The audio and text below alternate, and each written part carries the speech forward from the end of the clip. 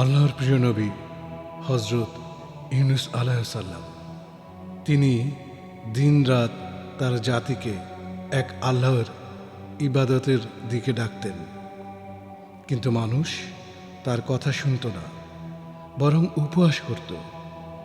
এতদিন ধরে বলছো, কোথায় সেই শাস্তি? তারা হাসতে হাসতে বলতো। দিনের পর দিন, বছরের পর বছর ইউনুস আলাইহিস সালাম ক্লান্ত হয়ে পড়লেন। হৃদয়ে কষ্ট জমতে লাগল। একদিন তিনি সিদ্ধান্ত নিলেন, এই জাতির আর কোনো আশা নেই। আল্লাহর অনুমতি ছাড়াই তিনি সেই শহর ছেড়ে চলে গেলেন।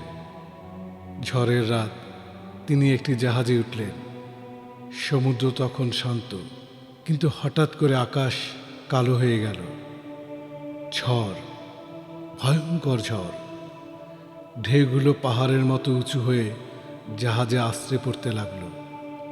নাবিকেরা চিৎকার করতে লাগল, জাহাজ হালকা করতে হবে, কাউকে পানিতে ফেলে দিতে হবে। লটারির মাধ্যমে নাম তোলা হলো।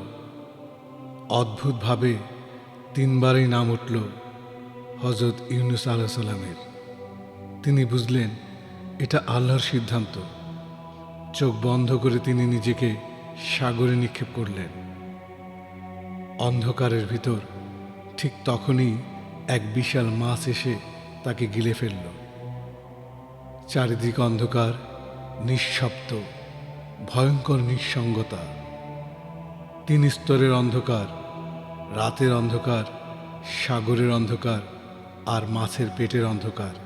সেখানে বসে তিনি বুঝলেন, আমি ভুল করেছি। তার চোখে পানি চলে এলো, হৃদয় ভেঙে গেল।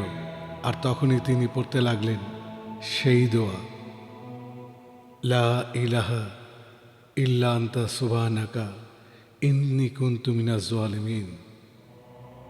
তুমি ছাড়া কোনো উপাস্য নেই, তুমি পবিত্র, নিশ্চয়ই আমি অন্যায় করেছি। বারবার বারবার অন্ধকারের ভিতরে শুধু এই দোয়ার প্রতিধ্বনি। আল্লাহর রহমত, আল্লাহ তার বান্দার কান্না শুনলেন। তিনি মাছকে নির্দেশ দিলেন, তাকে তীরে পৌঁছে দাও। মাছটি ধীরে ধীরে সাঁতরে এসে ইউনুস আলাইহিস সালামকে সমুদ্র তীরে উগরে দিল। তিনি তখন দুর্বল, অসহায়, কিন্তু বেঁচে আছেন। আল্লাহ তার জন্য একটি গাছ জন্মালেন, যাতে তিনি ছায়া পান, সুস্থ হন। কিছুদিন পর তিনি আবার শক্তি ফিরে পেলেন। আল্লাহ তাকে আবার তার জাতির কাছে পাঠালেন।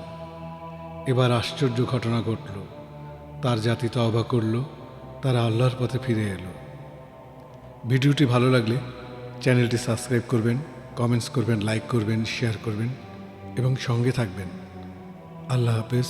আসসালামু আলাইকুম ওয়া রাহমাতুল্লাহি ওয়া বারাকাতুহু।